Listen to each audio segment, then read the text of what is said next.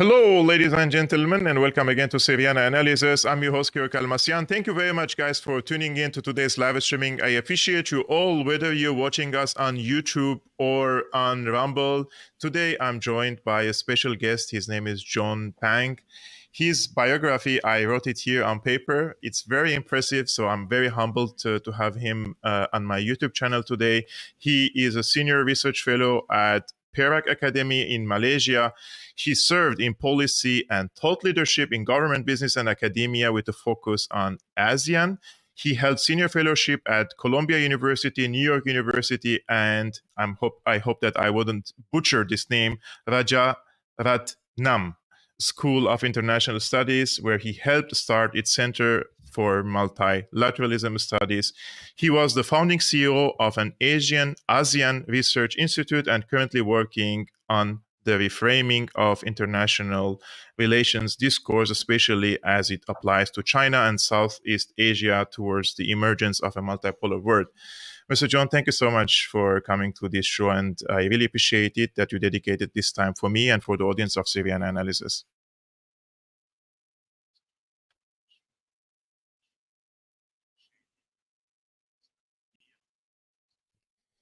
Do you hear me, Mr. John? Thank you. Yeah. Yes. Maybe there is a delay a little bit. Yeah. There's a bit of echo, but we'll work it out as we go. While I speak, if you can go to the settings and check if the echo cancellation, if you do it, if you click on it, maybe it helps you better with this.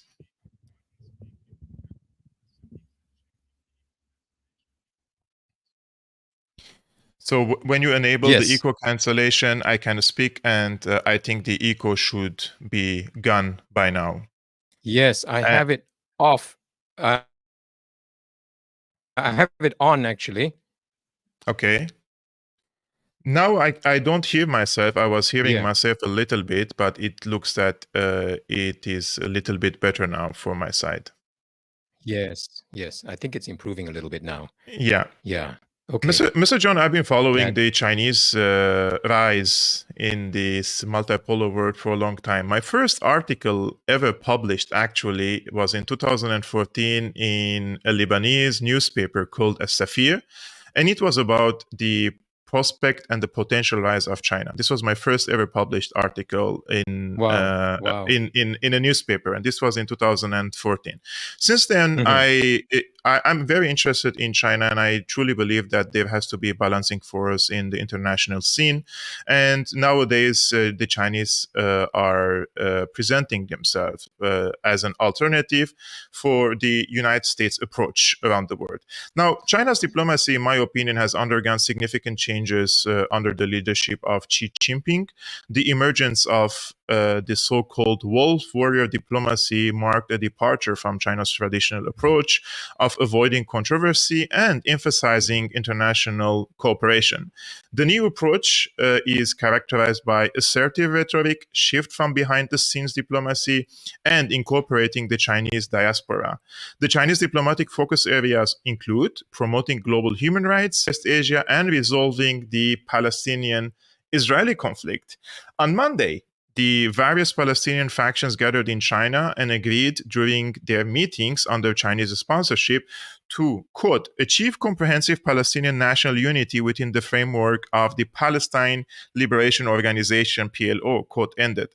Could you tell us a little bit more, what are the main points of agreement between the Palestinian factions and how the reconciliation process among them would reflect on the so-called peace process between Palestinians and the Israelis? You have to click on the mute. I think you muted yourself. Right. Yeah. Okay, I've got it now. I think thank you. I think the declaration is enormously important. It's a big step forward and the end of a process. It didn't just begin in Beijing. There have been talks over the years, and most recently in Moscow in February, to try to get the Palestinian factions together, in particular Fatah and Hamas. Nevertheless, 14 factions were gathered in Beijing, both those under the PLO, which is dominated by Fatah, that governs the West Bank, and those not, in particular Hamas. which is under this severe and genocidal attack right now. So I think the key agreements were actually highly significant agreements, because let's just look at this. The declaration is called the Beijing Declaration on Ending Division and Strengthening Palestinian Unity. So it goes some way towards doing that. The highlight of it is that towards unity, the Palestinian factions will form a temporary national reconciliation government. And this will undertake sort of the reconstruction, the so-called day after reconstruction of Gaza, and prepare for general elections afterwards. But so post-war governance is mentioned. But this government, of course, also, or this government, this tentative and consensus government or reconciliation government will also begin to represent Palestine as a whole, or set out to do so. So what's really important here is that it ends this game of dividing the West Bank from Gaza. This, as I think you and your listeners who have been following these issues know particularly well, how this has been, and it continues to be played. So it ends that game. So where you can attack Gaza and completely demonize its government, call it a terrorist government in toto, and refuse to negotiate. But you now deal with notionally a Palestinian government. And also, I think I think the other thing is that it shunts aside, it really puts paid to the effort epitomized in the Abraham Accords, for example, to simply bypass the Palestinians in coming to a Middle East peace. So that is between the one brokered in the Trump administration between Israel and Saudi Arabia and other Arab countries. So this is a peace for and by for the Palestinian people, by the Palestinian people. That's a key principle articulated by and defended by the Chinese government here as well. From what you said, I understood two important major things, actually. One, in the past decade or two, especially the Netanyahu government, his coalitions, because he is the longest serving prime minister in Israel, he had an invested interest in dividing the West Bank from the Gaza Strip. Of course. And then keeping Hamas in power in the Gaza Strip in order to say, look, those are terrorists, and the two-state solution is impossible when the terrorists are occupying the Gaza Strip. This is from their perspective, like they call it a terrorist. Right. So now what the Chinese are basically doing, they are pulling the carpet from under the feet of the Netanyahu government by saying that we have a unity now, we have multiple Palestinian factions, many of them actually, are agreeing on a post-war strategy, a unity government, and probably later also elections. So this is serving 100% the Palestinians in this case. This is number one. Number two, the Netanyahu government recently declared that they're going to reject the two-state solution, and they have made it this in the Knesset. They're passing it as a law. So this is a direct challenge as well from the Beijing side to Tel Aviv, that international law prevails and Israel is not above international law. And here the Chinese role coming as a balancing role, because the Americans have lost their status as a mediator or a deal broker, especially after this Gaza onslaught. But there is one major thing, in my opinion, that I don't know if this was discussed in the discussions in China, and that is the necessity to abolish the racial segregation and discrimination imposed by Israel against the Palestinians. And Human Rights Watch and other human rights organizations call it an apartheid. The ICJ agrees with this discrimination. Exactly. That's the other important contextual point. So how can China solve this situation? Like, is two-state solution possible when Israel is still an apartheid state according to human rights organizations? Yeah, I think China is often cast as acting against Western interests, this trope of wolf warrior diplomacy and assertive diplomacy and so forth. Actually, China has always stood up for its own, according to its own principles of international relations. These are not its own. Recently, Beijing convened a meeting to celebrate 70 years of the 5 principles of coexistence, which were articulated exactly 70 years ago and shared, subsequently taken up by the entire developing world through major conferences such as the Afro-Asian Conference in Bandung in 1955. These principles are for mutual non-aggression, mutual respect for territorial sovereignty, the respect for the sovereignty and territorial integrity of each other, non-interference, equality and mutual benefit, and peaceful coexistence. Now, these are very basic principles, actually 1970, even before the People's Republic of China was recognized at the UN. So these are extremely important principles, and this, you see here, an example of these principles in action. China didn't have to come out here and simply, sort of go against Israel or the United States just point by point. It's simply in articulating these principles, the sovereignty, the internationally recognized rights of the Palestinian people are articulated. This is very much a conference or a meeting in which the principle of Palestinian governance by Palestinians is upheld. So you mentioned this question of apartheid, which the ICJ actually picked out in particular, right, as abhorrent and requiring action on the part of the international community, and for the call for a ceasefire. I think the declaration actually goes in 3 parts. There is the immediate action needed of a ceasefire. Okay, so it calls for a ceasefire, and afterwards this government for the day after. A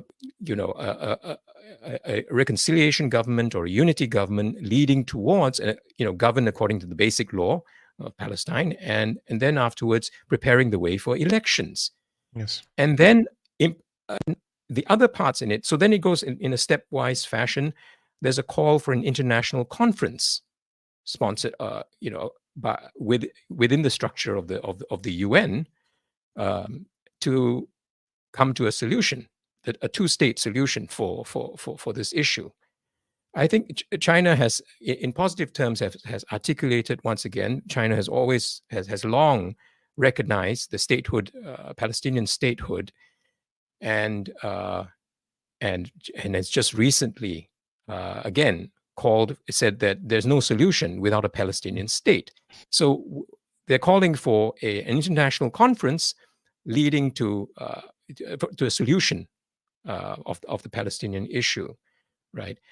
And then third, the governance of Palestine and so on, where the issue of apartheid then becomes not an issue within an independent Palestine. I think the occupation has to end. I think that's very clear in the ICJ declaration.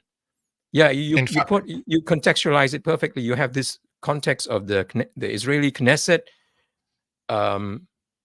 basically ruling out a Palestinian state, and on the other hand, this momentous decision or judgment by the ICJ, which is binding on the members of the United Nations, of the international community.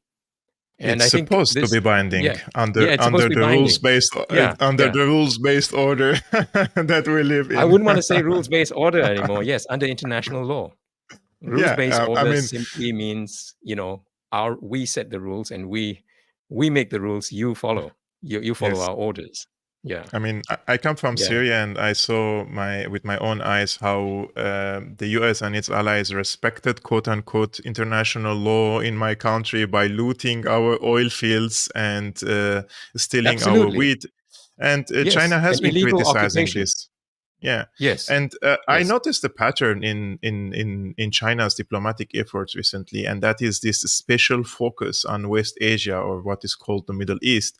Uh, there was this surprise diplomatic and security agreement between Saudi Arabia and Iran, which, in my opinion, boosted the security in the region, especially when it comes to the sectarian tensions between the Shiites and the Sunnis and the proxy wars that happened in the region in the past. Now China is Yes. stepping in the Palestinian case by trying to find a middle ground and a compromise between the Palestinian factions. In Syria, every few weeks, I see the spokesperson or the spokeswoman of the Chinese Foreign Ministry criticizing the American occupation forces in the country and saying that the Americans are looting the oil of Syria. The simple Yeah. question would Yeah. be here: West Asia has been unstable for a few decades now. Why China is particularly interested in stabilizing the region, and why now? I think if you look back at the diplomacy, they've always expressed concern about the issue, and has the principles it enunciates today are the principles it has held throughout. I think if you see China more active today, it's because it's it's orders of magnitude more powerful than it was, Yes. decades ago. It's just its international presence is just larger and Mm. greater, and these issues have it's taking up its responsibility in accordance with that capability. So I think there's also a sense that Western efforts are absolutely going nowhere. That they're indeed a kind of a game in which you go around in circles and you're really not interested in a solution. No one in their No. right mind believes Buying that time a more than solution an is going to agreement. come, Yeah, they're through buying time. Western mediation. Yeah, yeah.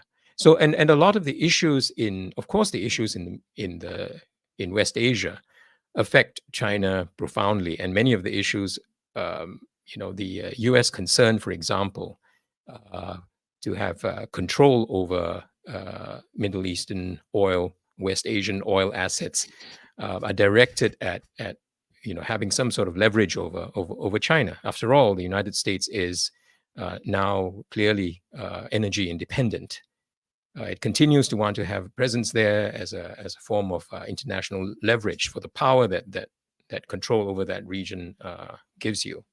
So it's not something they can stay out of. But I think China's method of being involved is radically different from the European and Western one. So the timeline of this, for example, I draw your attention to 2022, December 2022. When President Xi Jinping visited Riyadh. That was a highly consequential meeting because around that, while he visited the government there, it was a state visit, but they also held the first China-Arab summit. Summit. Yeah. Yeah, I think 21 Arab nations, including Palestine, were Yes. represented. So at that meeting, they expressed again an aspiration for peace and development, called for equity and justice, and set it in terms of in Chinese diplomatic language, a community of a shared future between China and the Arab world. So I want you to notice this, that its diplomacy isn't just about solving a problem as a strict security issue. It's just about getting you guys to stop fighting, maybe through my superior force of arms, or through arm twisting, or just through building certain alliances and transactions. There is always a vision of the community you are trying to build. So I think this was received very well in the Arab world. And for the first time, you see them come around. This is completely unprecedented. 21 Arab nations came together and met with China. Yes. What a moment. So, and in that, there was a shared sense that there's a return, that development and the building of a community was the vision. And that's very much the context for China's relations with, West Asia. Yes. So, so they had a Riyadh Declaration coming out of that. If you want to look, then subsequently, if you look at the timeline, in March the following year, which is 2023, we had the mediation between Iran and Saudi Arabia. Yes. Where they issued a joint statement again, right? So, and this reconciliation between Iran and Saudi Arabia, the decision to resume diplomatic relations. These were meetings, or these were diplomatic initiatives which changed the shape of Middle Eastern / West Asian international relations. I think they redound to this day. If you see some of the possibilities, some of the diplomatic space that people have now, for example, to call for an international conference to solve the Palestinian issue, to bring people around the table, you have to go back to work done at least since 2022. And of course, that didn't come out of nowhere. There was homework put into it. So you see a systematic, staged plan within a larger vision of global community. China's diplomacy with Southeast Asia is really similar. There's a China-ASEAN, China-Southeast Asia community of a shared future, in each of which there is the vision of building a community. And this is not just sweet words. This involves development. Again, something that doesn't appear in Western style of peacemaking or of resolution of diplomatic of international conflict. It doesn't appear except as a transactional thing. I give you this, you give me that. I offer this as a carrot. No, these solutions are for. There must be a sense of shared interest and the benefit of the well-being of the peoples for whom you're making these decisions. Mr. John, since 2011, when the war erupted in Syria, I've been involved in political discussions. I've been to workshops, conferences. John McCain Institute, the Jimmy Carter Institute, so many other institutes were present, and these think tankers, researchers, journalists, politicians were present, and I'm speaking about now the Americans. And why I'm mentioning this example, because I want to refer to the mentality. There is a completely different mentality when I personally had to deal with American intellectuals when they are involved in politics. And that is, they're coming from a position of an arrogance that we are the subordinates and we have to follow them. And they know what best, they know what is the best for our countries. And they don't accept challenging. Like, they don't accept They do not accept challenging, No, they don't accept and they someone do not like accept myself. Equal voices. And in particular, if somebody like China, peeps their head above the parapet, right, and offers some solution, whether it's in Ukraine or the Middle East, the immediate framing is China is wanting to extend its influence. In other words, it's projection. It's projection of that sort of great power of European power projection behavior. And it's not that. It's absolutely rubbish to think of it in these terms. It's a poverty of imagination. I think people in those countries understand when they are approached as equals, when the idea is really to make peace on your own terms. When China meets with 21 Arab nations, it's not meeting there as some sort of, primus inter pares, like some sort of, I'm the greatest, I'm the biggest among equals here. This is your civilizational area. And by the way, this notion of, as we now acknowledge we're in a multipolar world, or in an increasingly multipolar world, something desperately resisted by the West, you are also, in cultural and substantial terms, entering a world of civilizations. So there is an acknowledgement of that as well. Yes. So China is very difficult to assimilate to Western, IR, international, the imagination of Western international relations. They immediately see it as another power, another Prussia, right? This is Prussia all over again, or this Because is it's a Japan. zero-sum game for them. It is always a zero-sum game. Yeah, it is always a zero-sum game. And it's always about this assertion of power, or of balance of power in that sense, without, whereas I think the Chinese view is more dynamic and developmental, always developmental. Let's try to build community. Let's try to build shared interests so that these problems go away. There's faith in time, there's faith in history. For example, I mean, many border issues, for example, many issues in interstate relations are insoluble on the face of it, such as China's with India, for example, over disputed border areas, or maybe with Southeast Asia. But the approach is to put them on the back burner, to leave it for our descendants. But meanwhile, let's build community so that we're not even, we less and less see each other as separate. So there is a kind of universality there. There's a sense of shared humanity, different from the West's as it is today. But again, I say there's an absolute poverty of imagination in dealing with this, and a deeply, deeply Orientalist or, frankly, a colonial and racist frame through which, you yellow man, you're not supposed to, you're not supposed to say anything. You're not supposed to have ideas, right? Yes. So, yeah, unfortunately, you're so correct, and yeah. There is something that I also noticed recently. In the past 3 to 4 years, I realized many of the Chinese influencers, diplomats, journalists, just public figures, activists joined X. And their attitude is always to build bridges, connections, networking with people, and speaking in a tone of making friendships. So the human connection with other communities, with other people, is a matter of Human priority connection. for them. See? Yeah. When I speak with American, let's say, politician or someone who's taking decision, or a diplomat, it's like they're coming from a position that if you don't do this, and always the finger is like that, you can feel it the way they speak to us. Very few politicians in the US are humble enough to just treat me respectfully. This is a very unfortunate thing.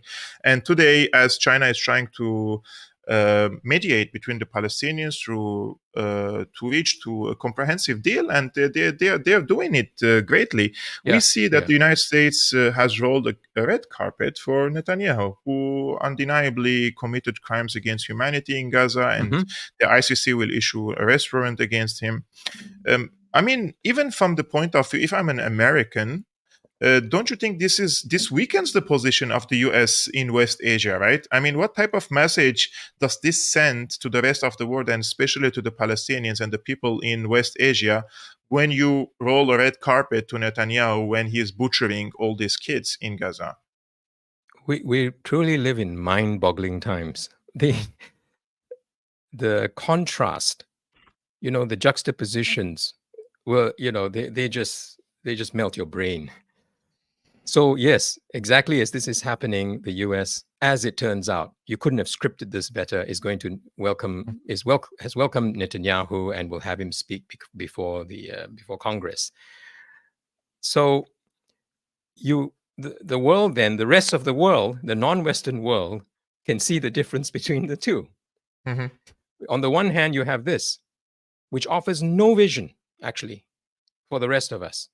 It's all about you staying in your place, staying down, you remaining under unipolar, rules-based order, but we have no vision for you. At least during the Cold War, they offered we have superior technology, we have supermarkets stocked with stuff. Right now, they no longer, their stuff is locked away, against theft. They have streets full of, fentanyl addicts. They no longer have a monopoly on technology. When they sanction a country, like Russia, Russia ends up more prosperous than ever, becomes a high-income country. So they've lost that. They have nothing to offer to back up the sort of threat and the way they normally do business, which is threat, and either bribery or threat, and they don't seem to be able to come to some other way of doing things. I tell you, the Western full-throated support for what is going on in Gaza. It's arming of a genocide, the most horrific of crimes. We are all watching children being torn apart in front of our eyes each day live. You know, the bill for this, the receipts, so to speak, right, for this in terms of Western influence, for the image of the West in the rest of the world, it hasn't come home to the West yet. I don't think they realize yet how deep this goes. You cannot have offended worse than this. And still you're doubling down. For example, you have people, anyone who waves the Palestinian flag on the streets of Paris, while these people claim to be hosting the Olympics, right? Which is about peace, which is about neutrality. And you take down the Palestinian flag. You don't allow people, you arrest people who are waving it. What are It's you? the same here What in have Berlin. you left? Yeah. It's the What same have in you left as Berlin. a convener? Sorry? I live in Berlin, and it's the same thing. People waving Palestinian Exactly. flags The other are place being is brutalized. Germany. Yeah. Yeah. You see a new sort of fascism descend on the West in order to maintain this. The question is, do you really want to go down like this, wrapped in Zionism? After what happened 70 plus years ago, well, to our horror, there doesn't seem to be an ability to stand back from this. So it's not as if China is sort of, some great genius. I think China is part of perhaps the right now, in many ways, the cutting edge or the breaker of the glass ceiling, right, for the rest of the world. It's what it calls for example, in terms of diplomacy, these 5 principles, they're actually implicit in the UN Charter. Yes. If you acknowledge, if you undertake or commit yourself to sovereign equality among nations, this is how you should relate to one another. If we are going to have a future, we're going to have to build community. So, these are very, very common sense to people all over the world. And the Chinese have a way of articulating it. I think it's easy to demonize or it's easy to sort of orientalize away and say, oh, these people have these weird ways of talking, right? Community of a shared future and so on. Yeah. But the principles articulated therein are really universal. And I think they would be recognizable in a West that hadn't gone curiously insane over the last few years. I don't understand it completely, but there's a lot of it is a kind of, as a friend of mine calls it, displacement anxiety about the rise of the rest. So there'll be great worry that, oh, you mean these little brown people managed to get together and make peace in Beijing, in this other sort of a place that's supposed to be marginal and keep to their lane, and they're going to solve at least address the problem in the Middle East that we have only fanned the flames of, if not abetted. So that's the kind of world we're in now, and I think Chinese diplomatic efforts can be seen in that light. This declaration, by the way, this reconciliation between Palestinian factions didn't begin in China, right? As I said, Yes. They had a meeting in Moscow. This is the multipolar world in action. When I moved in Germany in 2015, I come from Aleppo, and half of my city was occupied by Al-Qaeda, Al-Nusra Front.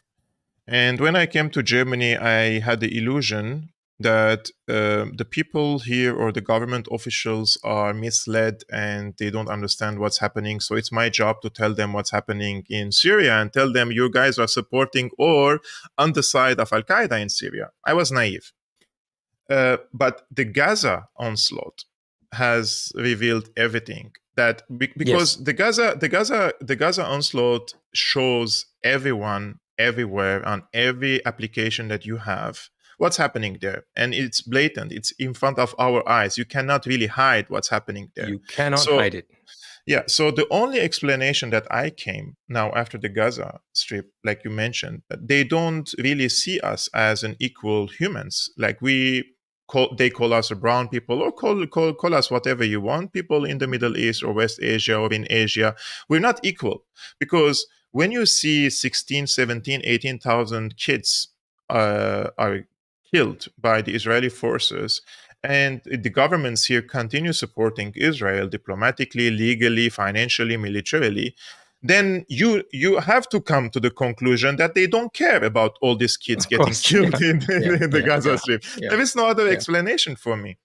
But now I'm going to mention to you an American argument, and I want to hear your thoughts on this. They say, yeah, this is all correct, it's happening, but the Chinese assertive and challenging diplomacy or rhetoric against the United States is aiming at replacing the US role or simply to discredit it. And the US has been championing the democratic values and human rights and these liberal values around the world. So if China replaces the US or discredits the US, then the Chinese norms, and they say that in China it's an authoritarian government system, and these norms and values will be also exported to the rest of the world and will encourage authoritarian leaders to get emboldened. You know, that this is the argument coming from the United States. So I would like really to ask you, because also many people, ordinary people, fear the Chinese rise. And I would say that many people do not understand China, and I don't claim that I understand China well, but many people have never visited China. They have never spoken to a Chinese person in their lives, and they don't watch Chinese content to understand the Chinese mentality. It's a completely different spiritual, cultural, civilizational, let's say, hierarchy in China compared to the West. So they don't understand it, and I don't blame them. So I really want to know, if China rises and challenges the US, fills its shoes in terms of a superpower status in this case, is China interested in exporting its own way of life to the rest of the world? Absolutely not. And there's any Chinese person you offer that to would just laugh, would really laugh the idea away, because it's not, they've never, the Chinese have never asserted that they have a system. They don't see what they are as in terms of an abstract system of governments or of picking sort of your leaders, such as liberals do. Oh, you know, we are democracy because we have elections and so and so. There isn't that. This is a 5,000-year-old continuous civilization. It does not everything about it. No, actually, by far, the largest part of what constitutes its continuity, its cultural heritage, isn't a system. It's a history, it's a memory, it's a language, and it has no interest in that kind of universalization. Throughout its history, it's never gone beyond a set of borders. If you look at where China is today, that's roughly where China has been. That's about the maximum extent. Doesn't go very far beyond that area. Separated from the rest of Eurasia by the Himalayas, it had a fairly independent development. Say you're from Syria, for example, and you're part of a Mediterranean civilization, which has for which you're actually the poorer cousins, the more backward areas were today's North Atlantic. But China was quite separate from this, and has I understand, I think, to the rest of the world, to people in the West, it's sufficiently different so that it can inspire fear if all you hear about it relentlessly from the media are these negative tropes. And I do stress, if you think, and today we're all waking up to the way the media have been lying to us. If you are aware of the way, for example, if you're American and then you realize that the media has been screwing with you over Joe Biden's health, you thereby have to make the next step and go, maybe they've lied to me about China as well. Yeah. Maybe, you ask, what else have they been lying to us about? And as you said, actually a very simple way to put pay to that is come to China, travel, come and see the place. And there's a lot you will get just from being here to realize, whoa, these people are not interested in coming out and doing all this to us. They're very, very different. So it's a different sort of thing. I think Southeast Asians understand this better because they've really have a much deeper, they have a long cultural memory of dealing with China and relating to it. And actually the Islamic world through trade has also got long and deep history of relating to China. We've had trade with China across the Indian Ocean, between the Islamic world, West Asia now, and China since the 7th century. This is from the very, very beginning. There's a mosque in Canton or Guangzhou that dates from the first generation of the Prophet. So, there are deep relations between people there that are forgotten if all you inhabit is this the media space of the Anglosphere. So yes, I think it's incredible to me, right? We're the Chinese people were like 1/5 of humanity, and the trouble is almost all that 1/5, or a large part of them, are in China. I mean, you have a lot of migrants, but as a political community, they're all in here. And the ones in here, they don't have much experience of. Many of them will never have met a Syrian person either, right? Please take me as a migrant to China. I would exactly. Although they love Syria. Okay. Yeah, I would love. Assad. I know. I saw the videos when they received him. Yeah. Syria has got a lot of cachet there, because they appreciate old civilizations. So that kind of state is. It was a state. It was a political entity before the inception or the invention of the modern Westphalian state. When your political community pre-exists this, you have to, you adjust to it. You're in a UN order now. That's fine, but there are forms of solidarity, and there are forms of there's a sense of community and of shared or collective identity that are much older. That's not unique to us. You find these again in West Asia. Why is there the sense of an Arab world? It isn't just a Muslim thing now, very interestingly, right? Yes. There's Arab Christians. By the way, that changes the whole complexion of this so-called issue of political Islam. It changes it for Southeast Asia. So one move like China there to convene that thing, that meeting, or to bring Sunni and Shia together, and that changed so much, because of course, we saw the weaponization, the geopoliticization of the Shia-Sunni thing with the so-called, with the quite deliberate fanning of a kind of Wahhabi Islamic movement all throughout Southeast Asia and across the Muslim world. That has kind of run out of steam, hasn't it? Now it's something different. Now it's about recovering Arab civilization as well, doing well for ourselves. It doesn't have to be identity along just a religious lines. And the same thing in Southeast Asia. I hope this isn't too abstruse, but these are the changes in store or at work. About the Wahhabism, I think now in 2024, there is a great awakening even about this Wahhabi movement and the origins of ISIS, Al-Qaeda, and people are waking up to the fact that the instrumentalization in geopolitical conflicts of these terrorist groups, including in Xinjiang, if you put the map and you see why in Xinjiang and not in anywhere else, and check the map of China and the Road and Silk Initiative, and why in Syria, why in Libya, why in Iraq. All the answers are there if somebody wants to really understand this from a geopolitical perspective, and who are the benefactors of activating these cells, and mostly against American enemies, the enemies of the United States and China. And in this case, you see what's happening now in Palestine, and people are wondering, where is ISIS and where is Al-Qaeda now from their brothers and sisters in Palestine? And they never attack Israel, and I'm not calling for attacking Israel by them, because those are the worst of the worst of the worst people that you can ever and they were mobilized against Syria. They will mobilize against Syria, but not against the Israelis. That's, in my opinion, it shows you everything you need to know about these groups. Mr. John, if somebody wants to follow your work on X, and where can people read and follow your work if they want to see your opinions and your thoughts?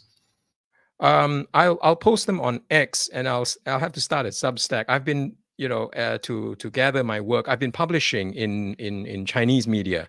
Beijing Review and Global Times. Nice. So I've been publishing there, and you just Google my name and one of those publications. But I'll put them together in Substack as well. But usually I'm active on Twitter. I run Twitter Spaces there, and I'm on a podcast. So yeah, find me there. And guys, already the link of John's X is in the description below. I think it would be great if you can join the spaces and also participate in the conversation. I'm doing here a visual video talk, but the spaces are very interesting as well, and many people join the spaces nowadays on X in order to exchange ideas and discuss and debate. That would be great. I'm very bad at being a social media person or a kind of a channel person, and I should do better actually from your example. But one thing I've been involved with is this project called Multipolar Peace, which gathers people like yourself. Mr. Almassian, you should join us, right? I think I had your Multipolar Peace. I have your website now. I would just screen it for those. Peace. That's right. And it's about content creators like yourself. Coming together and not just amplifying each other's work, but being in a network to think about what we're seeing. Exactly. Thank you for putting that up. Yes. So guys, this is the website. It's called multipolarpeace.com. So I will also put this link now in the description below when this live streaming is over, so that you can also check the website. And I would love to join it. I will text you privately, and I would love to join the initiative. Yes. Thank you. Thank you so much, Mr. John, for first sharing your wisdom, your insight, your analysis on Syriana Analysis. Personally, I appreciate you a lot for coming to my channel, and I see like tens of comments were coming here. I would just try to pick a few of them, but it was great having this conversation. Thank you. A great pleasure and an honor to speak with you and your special audience. The honor was mine. Guys, thank you so much for tuning in for today's live streaming. I appreciate you all. We're going to postpone tomorrow's live streaming a few hours. I'm going to wait for Netanyahu's speech in the Congress. Let's see what is he going to say. So I'm going to summarize the main points, and then we're going to launch live streaming right after the end of the Netanyahu's speech from. Sorry, I have to just check this. Okay, now it's done. So tomorrow, guys, it's going to be Wednesday. I'm not going to do the live streaming at 5 p.m. Central European Time, 11 a.m. Eastern American Time. However, I am going to start the live streaming right after the speech of Netanyahu in the Congress. So let's see what time is he going to speak.